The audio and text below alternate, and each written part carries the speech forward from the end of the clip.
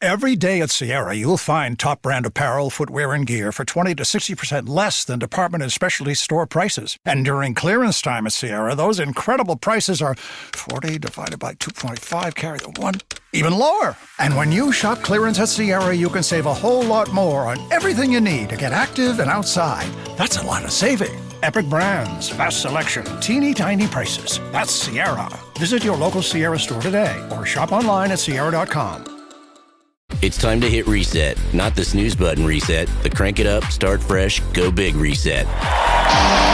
Dave's Killer Bread believes greatness starts with killer taste, killer nutrition, and now a shot to rock your reset for real. Kick off the new year with an epic sweepstakes. Enter for a chance to win VIP concert prize packs with round-trip airfare, luxury hotel stay, and much more. So reset your routine, reset your own soundtrack, reset your expectations. Enter and see full rules for the Rock Your Reset sweepstakes at daveskillerbread.com/reset. This is Optimal Living Daily. Want to change something? Start now before you're ready. By Jeff Goins of GoinsWriter.com. And I'm Justin Malik, your personal narrator, the guy reading you articles every day of the year to add a bit more inspiration, motivation, and happiness to your day. Especially motivation today. It's good for this time of year. And I know we've heard this message a bit more recently, but sometimes we need that little extra kick. So with that, let's get right to our next post as we optimize your life. Want to change something? Start now before you're ready. By Jeff Goins of GoinsWriter.com. When starting something, anything, most of us think we need more than we have. More information, more permission, more resources. But that's not true. We have everything we need to begin. Recently, I was in Florida and Chicago for a series of speaking and consulting gigs. Thanks for everyone who came out. And on these trips, I ran into a number of extraordinary individuals whose names you probably wouldn't know, but who are nonetheless changing their corners of the world for the better. I'm constantly amazed by the caliber of people I encounter while traveling, like the college administrator trying to elevate the arts and the public consciousness of his city of 100,000 people, or the young woman who is revitalizing small businesses in her economically depressed town, or the myriad of artists, entrepreneurs, and creatives who are using their gifts on the internet to make the world a better and more interesting space. Do you want to know what all these people had in common? It wasn't an Ivy League degree or a certain IQ level. It wasn't an abundance of wealth or skill. In fact, none of them had all their stuff together. They each had their idiosyncrasies and peccadillos, their own quirks and hang-ups. They struggled with something.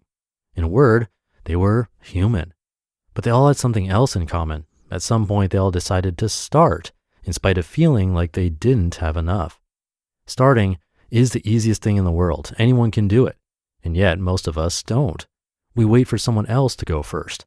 We wait for the ever-evasive clarity or confirmation of what we should do next. We hold out hope for more money, more time, more people, and we miss our chance. The world is changed not by those who have it figured out, but by those willing to begin. I've learned this in my own journey as a writer and entrepreneur. Anytime I've started something, a business, a blog, a book, I've never felt like I had enough. The challenge always exceeded the resources available, and yet each time I stepped out, I always had enough. Today, I want to share 3 key lessons I've learned from this process of starting things over the years, many of which failed and some that succeeded. To start anything, you have to begin where you are, with what you have, trusting that it's enough. Clarity comes with action. You don't need more information. You don't need to just know to make the right choice. Waiting for clarity before you act is what timid and foolish people do. That's the perfect formula to be a laggard, someone behind the curve of evolution. You don't wait for clarity before taking action. You act your way into clarity. This is harder than it sounds, though. The challenging choices facing all of us require a great deal of risk on either side. For example, do I quit my job or not? Do we make the big move across the country or stay put for another year? Do you risk it all going after what you want, or is that selfish? How do we know what the next step is? The wisest people I've met have all said the same thing. You don't know. You may have an intuition, a sense, maybe even a gut feeling of the next step, but nobody has all of life spelled out for them. We are all taking chances and moving in the direction of where we feel led, if we're lucky. For some of us, life feels more like a crapshoot than perfectly orchestrated. No matter what, there is not absolute clarity for any of us. All our journeys are filled with uncertainty. As soon as you get moving, you start to see what's ahead. The path becomes clear as you start walking down it. And with each brave foot forward, you grow in courage and competence. The struggle is always strongest before that first step. If you find yourself wondering what you're even doing, unsure of what's next, take heart. You are in good company. As I wrote in a popular post on Medium, quote, "When your calling seems vague and unclear, you're on the right track," end quote.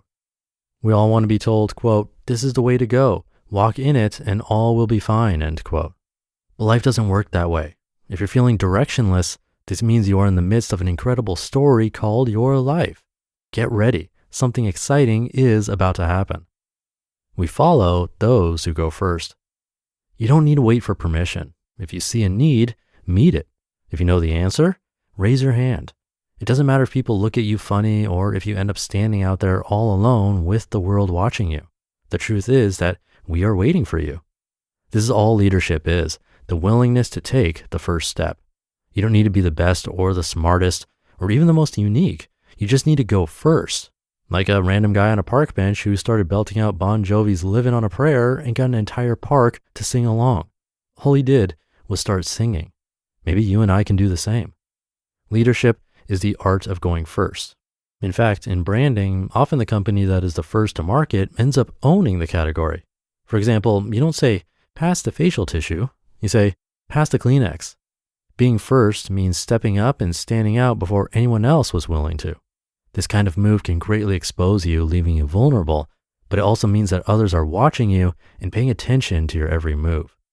When we step out like this, we never just know what to do, but as clarity comes with each step we take, we begin taking more decisive action. The path becomes clear and pretty, and we see others following in our footsteps. Focus beats attention. You don't need a lot of people paying attention to you. To start anything, you often need a lot less than you think, provided you know what you want. In our work, we don't need the whole world to listen to our message. We just need a tribe of true fans on whom we can focus and who in turn will respond to our message.